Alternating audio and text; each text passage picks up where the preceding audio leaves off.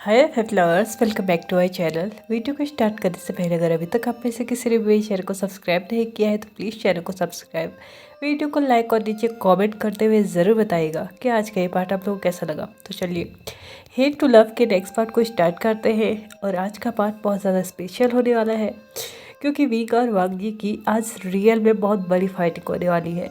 इसके अलावा मुझे थोड़ा सा वेदर चेंज की वजह से या फिर पता नहीं किस वजह से मुझे जुकाम भी हो चुका है, जिसकी वजह से हो सकता है मेरी वॉइस आज थोड़ी सी अजीब लगे, तो प्लीज़ इस चीज़ को इग्नोर कीजिएगा। तो चलिए कंटिन्यू करते हैं। लास्ट पार्ट में हमने देखा था कि विंग और लैनवांग जी जब रेस्टोरेंट में लंच कर रहे थे तभी उनको उनके ऑफिस की एक लड़की दिखाई देती है और विंग इस चीज़ का फ़ायदा उठाते हुए यहाँ पे मिस ली को अप्रोच करता है। उसके मतलब उसको लंच कराने के बारे में सोचता है, बट अभी की स्थिति जो उसकी थी ना, उसके हिसाब से वो जितना भी उसने अभी खाया था ना खाना, वो उसको बहुत ज़्यादा एक्सपेंसिव लग रहा था। इसलिए उसके हिसाब से उसका ये प्लान भी यहीं पे फ्लॉप हो चुका था कि मिस ली के साथ मिलके वो लैनवांग जी को जेलस फील करेगा। दिन ऐसे ही निकल रहे थे और विंग और वांग जी के बीच में सब कुछ बहुत अच्छा चल रहा था। वो बहुत ज़्यादा मस्ती कर रहे थे ऑफिस में, एक दूसरे की किसी रैंडम गाय के साथ वो लोग फ्लर्टिंग करते और एक दूसरे को जेलस फील कराते और एंड ऑफ द डे वो दोनों बहुत ज़्यादा खुश रहते थे। इस दौरान विंग वांग लिंगजाओ को तो पूरी तरीके से भूल ही चुका था, जैसे कि वो उसकी लाइफ में एक पर्सन थी जो कभी आई थी और अब चली गई है, लेकिन वो पूरी तरीके से नहीं गई थी। लैनवांग जी ने विंग का जो कार्ड था ना, ब्लैक कार्ड, वो भी उसे रिटर्न कर दिया था क्योंकि उसने प्रॉमिस किया था कि अगर फर्स्ट सेमेस्टर में वो बहुत अच्छे नंबर से पास होता है तो वो उसको वो कार्ड वापस करेगा। बट यहाँ पे विंग ने उसको सरप्राइज कर दिया था क्योंकि विंग की फर्स्ट डिवीजन आई थी। हाँ, पोजीशन में लैनवांग जी फर्स्ट था, बट हाँ परसेंटेज में विंग भी फर्स्ट डिवीजन में था, जिसकी वजह से लैनवांग जी को उम्मीद ही नहीं थी कि वो इतना अच्छा कर पाएगा और उसने खुशी खुशी वो कार्ड उससे दे दिया था। लेकिन लैनवांग जी के साथ रहते रहते और हर एक चीज़ को सीखते सीखते समझते हुए उसे एक चीज़ तो बहुत अच्छे से समझ में आ चुकी थी कि उसके फादर ने इस कंपनी को, इस पैसे को कमाने में बहुत ज़्यादा मेहनत की है और वो इन्हीं पैसों को बिना सोचे समझे कहीं भी खर्च कर देता है। इसलिए उसने अपने खर्चे भी बहुत ज़्यादा कम कर दिए थे। इवन जितनी सैलरी उसको कंपनी से मिलती थी ना, उसी में अपना मंथली खर्चा उठा रहा था और साथ ही साथ उसमें से कुछ सेविंग्स भी कर रहा था। हालांकि उसको पता था जितनी वो सेविंग कर रहा है वो उसके कभी भी काम नहीं आएगी, क्योंकि ज़्यादा से ज़्यादा एंड ऑफ द मंथ वो कितना ही बचा लेता था, 5,000, 10,000, ज़्यादा से ज़्यादा 15,000। बट फिर भी वो बहुत ज़्यादा खुश था कि वो खुद से सेविंग करना सीख रहा है। हर एक चीज़ बहुत अच्छी थी, बट लास्ट 3 वीक्स से विंग का जो बिहेवियर था ना, वो लैनवांग जी के लिए बहुत ज़्यादा रूड हो चुका था। वो उससे सीधे मुँह बात नहीं किया करता था, ना ही उसको किसी भी बात का जवाब दिया करता था। या ऐसा कहो कि विंग बिल्कुल वैसा ही हो चुका था जैसे कि लैनवांग जी को पहली बार दिखा था। उस वक्त लैनवांग जी अपनी हरकतों से उसको चुप तो करा देता था, उसको कंट्रोल तो करता था, बट अभी जो विंग उसके सामने आया था ना, वो तो बिल्कुल एकदम अनकंट्रोल्ड था। लैनवांग जी और विंग दोनों की ही शादी को अब 6 महीने हो चुके थे और इन लोगों की शादी का लगभग 5 महीना जो गुजरा था ना, वो बहुत अच्छा गुजरा था। बट ये जो 6 मंथ पे उन्होंने एंटर किया था ना, वहाँ पे उन लोगों को बहुत ज़्यादा चीज़ें फेस करनी पड़ी, स्पेशली लैनवांग जी को। क्योंकि विंग को तो पता है कि उसका रूड होने का जो रीज़न है वो क्या है, बट लैनवांग जी को इस मैटर में कुछ भी नहीं पता था। वो कुछ भी नहीं जानता था कि आखिरकार विंग का जो बिहेवियर सडनली चेंज हुआ है वो क्यों हुआ है। और यहाँ पे चेंज ही नहीं हुआ है। लैनवांग जी को लेके तो विंग पता नहीं क्यों एक ऐसी टेंशन अपने दिमाग में रखने लगा था ना कि बस मुझे इसे हर्ट करना है। उसने हर एक चीज़ मुमकिन कोशिश की जितनी वो कर सकता था। इवन उसने फिर से वांग लिंगजाओ के साथ हैंग आउट करना स्टार्ट किया था। उसके सामने और ज़्यादा क्लोजनेस उसने बढ़ा दी थी, सिर्फ और सिर्फ लैनवांग जी को दिखाने के लिए। यहाँ पे लैनवांग जी बहुत बार कोशिश करता है विंग से बात करने की, उनके वही चेयरफुल डेज को वापस लेके आने की, बट वो ऐसा कर नहीं पा रहा था क्योंकि विंग ने तो मानो इस वक्त अब ठान ही लिया था कि लैनवांग जी के आसपास तो अब घूमेगा भी नहीं।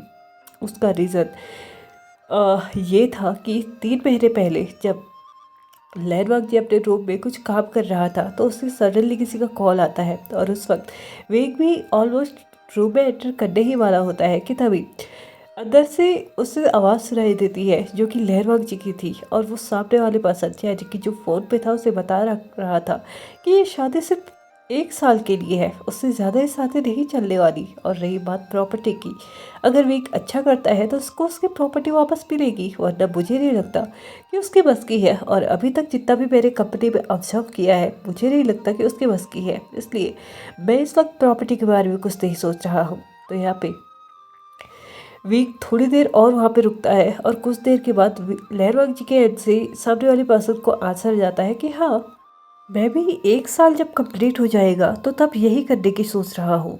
मुझे नहीं लगता इसमें वीक को भी कोई प्रॉब्लम होगी। वीक पहले ही हार्ट ब्रोकन हो चुका था जब उसने लहरवाग जी के मुँह से ये सुना था कि ये शादी सिर्फ 1 साल के लिए है। दूसरी तरफ वो किस बारे में बात कर रहा है, आखिरकार मुझे किस चीज़ से प्रॉब्लम नहीं होगी। तो यहाँ पे वो आगे सुनने की कोशिश करता है तो लहरवाग जी बोलता है मुझे नहीं लगता कि उसे मुझ पे कोई इंटरेस्ट होगा, ऐसे भी मुझे भी उसमें कोई इंटरेस्ट नहीं है, आखिरकार है ही क्या उसमें ऐसा। ऐसा कहते हुए वो अपने आप पे ही हंसने लगता है और अपने आप में ही सोचने लगता है कि ऐसा नहीं है, उसमें बहुत कुछ ऐसा है बट वो अभी एडमिट नहीं कर सकता। हालांकि लैनवांग जी इस बात से अनअवेयर था कि उसकी बातों को कोई सुन रहा है। वेग यहाँ से जा चुका था और वो दोनों अपनी बातों को कंटिन्यू करने लगे थे। यहाँ पे फाइनली जब डिनर का टाइम आता है तो वेग खाना खाते हुए लैनवांग जी से बात करने की कोशिश कर रहा था और उससे पूछने की कोशिश कर रहा था कि आखिरकार वो जब उनका मतलब ये 1 साल कंप्लीट हो जाएगा शादी का तो वो उसके बाद क्या करेगा। तो यहाँ पे हमेशा की तरह इस बार भी लैनवांग जी उसको यही मतलब उल्टा ही जवाब देता है कि ऑफ कोर्स जब उसका 1 साल पूरा हो जाएगा तो ऑफ कोर्स वो अपनी लाइफ में फ्री होगा, वो जो चाहे वो करेगा, जिसे चाहे उसे डेट करेगा। और वैसे भी उसके पास ऑलरेडी उसका लवर तो है ही जिसे वो प्यार करता है। ये कहते हुए वो विंक करता है विंक की तरफ, बट वो नहीं जानता था कि सामने वाले पर्सन पे इसका क्या इफेक्ट पड़ रहा है। सिचुएशन यहाँ पे गड़बड़ नहीं हुई थी, सिचुएशन इससे आगे गड़बड़ हुई जब विंक ने देखा कि वही मास्क मैन हर तीसरे चौथे दिन लहरवांग जी से मिलने आता है। लहरवांग जी भी उससे मिलता है और वो बहुत ज़्यादा फ्रेंडली होकर बात करते हैं। एक पल के लिए लहरवांग जी वीक को डाउट होने लगा था कि कहीं लहरवांग जी ने उससे झूठ तो नहीं बोला है ना, कहीं ऐसा तो नहीं कि ये सच में उसका बॉयफ्रेंड हो, क्योंकि उन दोनों के बीच की जो क्लोजनेस थी ना वो हद से ज़्यादा बढ़ती थी। यहाँ तक कि लहरवांग जी जब उसको अपने घर लेके आया करता था ना तो वो दोनों ही लहरवांग जी के रूम में होते थे और सीक्रेटली बातें किया करते थे उसके दरवाजे को बंद करके। और वीक जब उस बात को सुनने की कोशिश करता था तो वो सुन नहीं पाता था क्योंकि कमरा साउंड प्रूफ था, जिसकी वजह से अंदर से कोई भी आवाज़ नहीं आ रही थी। लेकिन वीक पता नहीं क्यों इन सारी चीज़ों को ना एक रॉन्ग वे में लेके जाने लगा था कि कहीं ऐसा तो नहीं कि लहरवंग जी मुझसे झूठ बोल रहा है, मुझे धोखा दे रहा है। ये सारी चीज़ें उसके माइंड में तब कंफर्म हो गई जब लहरवंग जी ने उसको ये बोला कि वो शादी जब ये शादी कैंसिल हो जाएगी उसके बाद अपने बॉयफ्रेंड के साथ एक रियल रिलेशनशिप में आएगा। वीक ने जब ये आंसर सुना था ना वो तो पूरी तरीके से बौखला चुका था। वो इस वक्त वांग जी के मुंह में जो नोटिस स्माइल थी ना उसको भी नोटिस नहीं कर पाया था। उसे तो बस ये लग रहा था कि शायद लहरवांग जी की यही प्लान्स है। यहाँ से वीक का जो बिहेवियर था ना वो चेंज होना शुरू हुआ था। उसने धीरे धीरे लहरवांग जी से रूडली बात करना स्टार्ट किया, उसके साथ लंच डिनर या ब्रेकफास्ट करना स्किप किया। सुबह जल्दी चले जाना, रात में देर में आना, उसकी कोई बात नहीं मानना, इवन उसके सामने वांग लिंगजाओ के साथ ज़्यादा टाइम स्पेंड करना। बस वो यही करना चाहता था कि जिस तरीके से लैनवांग जी ने उसको हर्ट किया है ना वो भी उसे हर्ट करे। लेकिन उनका जो एक ऐसा टाइम होता था ना जहाँ पे वो दोनों साथ रहते थे। एक तो वो नाइट में रहता था जब वो दोनों एक ही रूम को शेयर करते थे, बट तब भी वीक चुपचाप आके सो जाता था। उसके बाद लैनवांग जी कुछ भी कर ले वीक अपनी आंखें नहीं खोलता था और ना ही उसकी तरफ मुड़ के देखता था। बस ब्लैंकेट लिया, अपने आप को कवर अप किया और चुपचाप सो जाता था। यहाँ पे लैनवांग जी दिन पर दिन जैसे जैसे दिन निकल रहे थे ना वो और भी ज़्यादा कंफ्यूज हो रहा था कि आखिरकार वीक के दिमाग में चल क्या रहा है। जो चीज़ें उसने बीच में छोड़ दी थी वो अचानक से स्टार्ट कर ली। वो उससे नए ढंग से बात करता है, ब्रेकफास्ट बनाना तो दूर की बात, लैनवांग जी बनाता भी था ना तो भी उसको बिना टच किए हुए घर से निकल जाता था। डिनर वो अक्सर अब बाहर करने लगा था। ये चल क्या रहा था? लैनवांग जी कुछ भी करने की कोशिश करता था ना तो वीक उसको क्लियरली बोलता था, हम सिर्फ 6 महीने के लिए एक साथ हैं, तो तुम मुझसे इस तरीके से रूल नहीं कर सकते। और इस बात को लेके लैनवांग जी उससे बहस करना चाहता था कि वो इस घर में है, तो वीक उसको धमकी देता था कि कोई बात नहीं, अगर तुम्हें लगता है कि मैं तुम्हारे घर पे हूँ तो मैं इस घर को छोड़ के भी जा सकता हूँ। लेकिन लैनवांग जी को डर इस बात का था कि कहीं वीक के पेरेंट्स को ये सारी चीज़ें पता ना लगे, इसलिए वो वीक को फिलहाल कुछ नहीं बोलता था। लेकिन हाँ, वो बोलता भी तो भी कोई फ़ायदा नहीं था क्योंकि वीक उसके सुनने वाला नहीं था। आज वीक और वांग जी इवनिंग में जब ऑफिस में थे तो उनकी एक मीटिंग थी जो कि आउट ऑफ ऑफिस होने वाली थी, और वो दोनों ही इस वक्त उसी मीटिंग के लिए एक रेस्टोरेंट में आए हुए थे जहाँ पे ऑलरेडी 2 लड़के बैठे हुए थे। आई मीन उनसे तो बड़े ही थे, कम से कम 25+ तो होंगे ही, या ये कहो कि उससे भी ज़्यादा हो सकते हैं। वो उन दोनों के ही साथ वहाँ पे मीटिंग के लिए आए हुए थे। यहाँ पे उन दोनों ने ही आई मीन जो सामने वाले पर्सन थे उन्होंने भी, और वीक और वांगजी दोनों ने ही एक दूसरे के साथ हैंडशेक किया और यहाँ पे अपने प्लान्स को डिस्कस करना स्टार्ट किया। थोड़ी देर के बाद उन दोनों की यहाँ पे मीटिंग सक्सेस हो चुकी थी और वीक और वांगजी वहाँ से जा चुके थे। यहाँ पे जाने के बाद विंग और वांगजी जो कि बाहर जा रहे थे, वांगजी विंग से पूछता है कि क्या वो डायरेक्टली घर नहीं चलेगा, तो वांगजी को विंग रूटली आंसर करते हुए बोलता है, it's none of your business. अगर तुम्हें घर जाना है जाओ, नहीं जाना है मत जाओ, लेकिन तुम्हारा कोई राइट नहीं बनता है कि तुम मुझसे ये पूछो कि मैं कहाँ जा रहा हूँ। और वैसे भी जैसे कि मैं बता ही दूंगा कि मैं कहाँ जा रहा हूँ, तो अपना टाइम वेस्ट मत करो और चुपचाप घर चले जाओ, अगर तुम्हें जाना है तो। ऐसा कहते हुए वो वहाँ से चले जाता है। दूसरी तरफ लैनवांग जी उसको बस वैसे ही डम फाउली देखे हुआ था। दूसरी तरफ जो अंदर अभी तक वो 2 लोग बैठे हुए थे ना, वो 2 लोग अभी भी वीक और वांगजी को देख रहे थे, और उसमें से एक जो कि ब्लैक अटायर में था वो अभी भी उन दोनों को बहुत गौर से देख रहा था, जैसे कि वो सोच रहा हो कि इन दोनों के बीच में क्या चल रहा है। तो यहाँ पे सामने वाला पर्सन बोलता है, क्या हुआ मिंग्यू, तुम ऐसे क्यों देख रहे हो? तो यहाँ पे वो इंसान जो कि निये मिंग्जू था वो सामने वाले पर्सन से बोलता है, तुम्हें नहीं लगता कि ये दोनों कपल है? तो यहाँ पे सामने वाला पर्सन बोलता है, क्या मतलब है तुम्हारा? तो यहाँ पे वो अपने हाथ को लेता है और सामने वाले पर्सन के हाथ को लेता है, और उन दोनों के हाथ में जो रिंग फिंगर में रिंग थी ना उनको देखते हुए बोलता है, कपल रिंग्स। तुम्हें नहीं लगता सिचेन कि ये दोनों भी कपल्स हैं? तो यहाँ पे सिचेन नियमिंगजू की तरफ देखते हुए बोलता है, क्या मतलब है तुम्हारा, वो कपल्स कैसे हो सकते हैं? तो यहाँ पे नियमिंगजू सिचेन की तरफ देखते हुए बोलते हैं, उन दोनों की रिंग्स। यहाँ पे लैन सिचेन भी थोड़ा सा कंफ्यूज था। उसने विंग के हाथ में तो रिंग फिंगर में रिंग देखी थी जो कि वेडिंग रिंग थी, बट लैनवांग जी के हाथ में ऐसी कोई रिंग नहीं थी। वो कंफ्यूजली नियमिंगजू की तरफ देखता है और उसके बाद बोलता है, क्या मतलब है तुम्हारा? हाँ मैं जानता हूँ विंग शायद मैरिड है क्योंकि उसके हाथ में रिंग थी, बट दूसरा पर्सन शायद उसका नाम वांगजी था, उसके हाथ में कोई भी रिंग नहीं थी। तो यहाँ पे नियमिंग जो हंसते हुए बोलता है, ऑफ कोर्स उसके हाथ में नहीं थी क्योंकि उसके गले पे वो रिंग थी। तो यहाँ पे नियमिंग जो लैन सिचेन को पूरी चीज़ बताता है। जब यहाँ पे वो दोनों ही एंटर करते हैं, यानी कि लैनवांग जी और वी दोनों ही एंटर करते हैं, तो लैनवांग जी को शायद थोड़ा गर्मी लग रही थी, जिसकी वजह से उसने अपना ब्लेजर उतार के अपने चेयर पे रख लिया था, जिसकी वजह से वो सिर्फ शर्ट में था, जिसकी वजह से उसकी जिस चैन में उसने अपनी वेडिंग रिंग को टक करके अपने गले पे टाका हुआ था ना, वो हल्की सी दिख रही थी। और उसके बाद नियमिंगजू की नज़र अचानक से विंग की वेडिंग रिंग पे जाती है। हालांकि ये भी एक कोइंसिडेंस ही था। इसके बाद उसने उस रिंग को गौर से देखा। वो रिंग कुछ ऐसी वैसी रिंग नहीं थी। हालांकि वेडिंग रिंग्स हमेशा ही सेम होती है, बट वो कुछ यूनिक थी क्योंकि उसके ऊपर पहले डब्ल्यू लिखा हुआ था और उस डब्ल्यू के ऊपर ही क्रॉस करके एक्स लिखा हुआ था, जो कि वो पहले से ही जानते थे।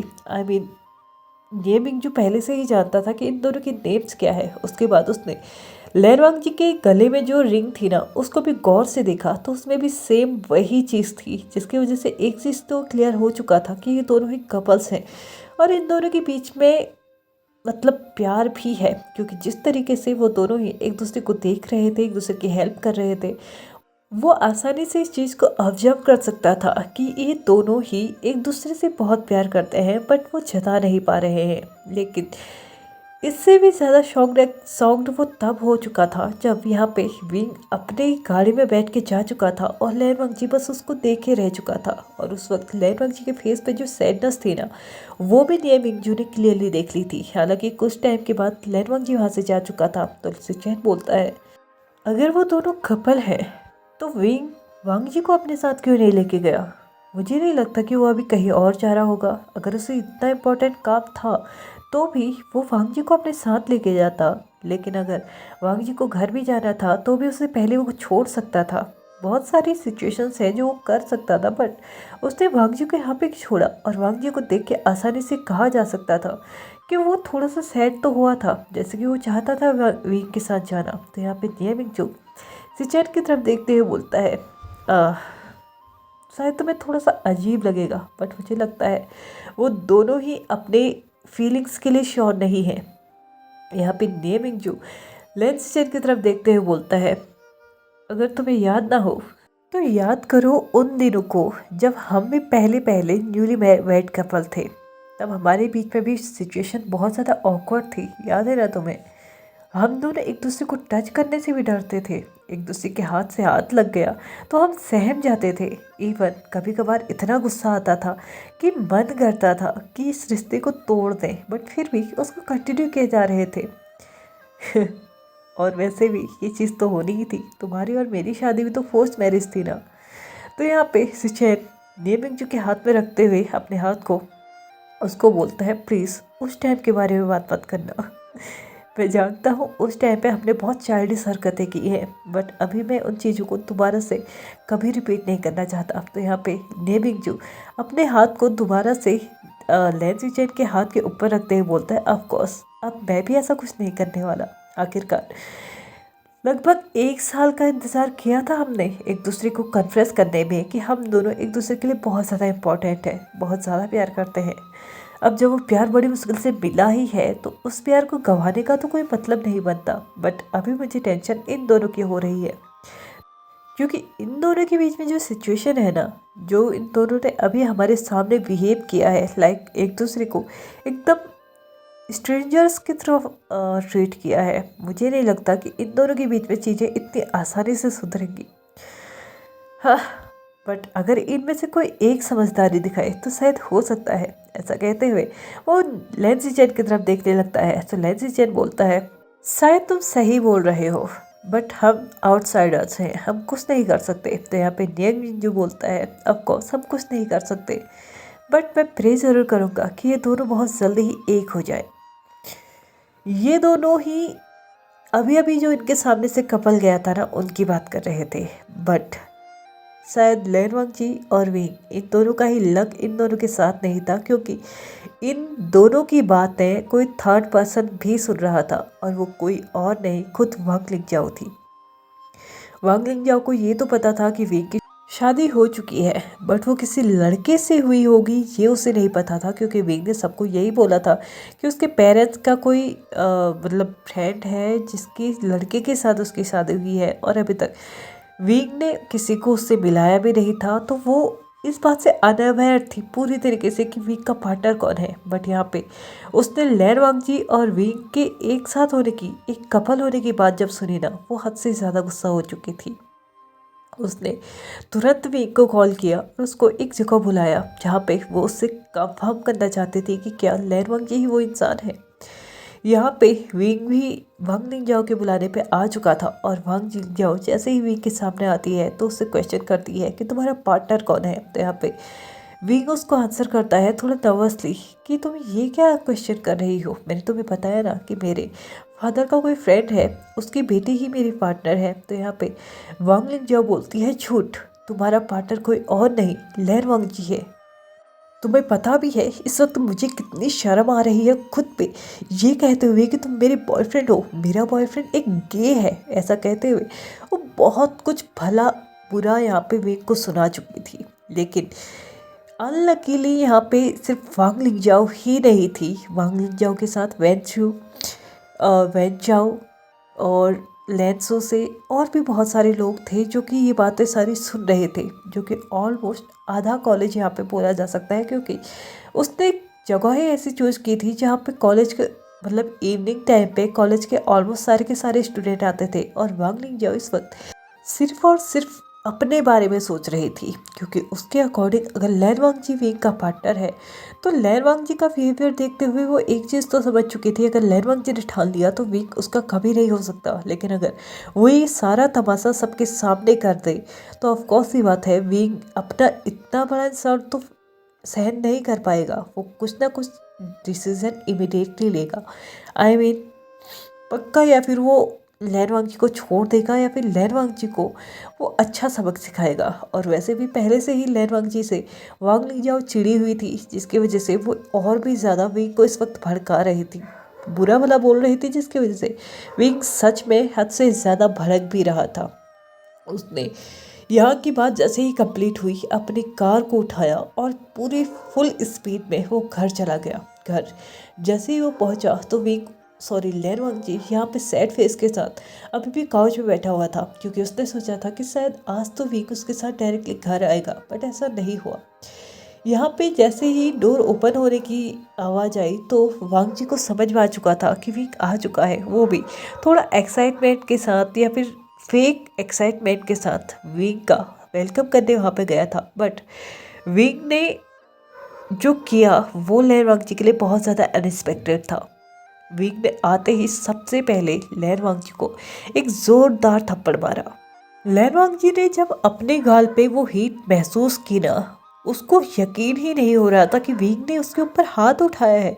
आखिर कैसे कैसे कर सकता है विंग ऐसा। चलो ठीक है, उन दोनों के बीच में सिचुएशन गलत चल रही है, प्रॉब्लम्स चल रही है, वो बात कर सकता था, वो बता सकता था क्या प्रॉब्लम है, बट आके उसको थप्पड़ मारना ये कहाँ के मैनर्स हैं। यहाँ पे वांग जी ने जैसे ही विंग की तरफ देखा तो वो पूरी तरीके से गुस्से से लाल पीला हुआ बैठा था। उसकी आंखें इतनी डार्क रेड थी ना कि अगर इस वक्त लैन वांग जी एक शब्द और बोले तो शायद उसके मुंह पे एक और तमाचा जड़ जाए। लेकिन क्या लैन वांग जी चुप रहेगा? ये तो हम देखेंगे आने वाले एपिसोड में, क्योंकि अभी भी टाइम हो चुका है इसको यहीं पे ख़त्म करने का, और मेरा गला भी अब साथ नहीं दे रहा है। तो चलिए फ्रेंड्स, आज के इस पार्ट को भी यहीं पे ख़त्म करते हैं। वीडियो पसंद आए तो please like share subscribe and comment करते हुए जाइएगा। और कल के पार्ट के लिए मैं श्योरिटी नहीं दे सकती, क्योंकि अगर मेरी हेल्थ ऐसी ही रही तो शायद मैं रिकॉर्ड नहीं कर पाऊँगी, जिसके चलते मैं कल कुछ भी अपलोड नहीं कर पाऊँगी। अगर मैं ठीक हो गई तो मैं ज़रूर करूँगी, अगर नहीं हो पाई तो प्लीज़ वेट मत कीजिएगा और मेरे साथ ऐसे ही दीजिएगा। Thank you so much for watching my video and bye bye.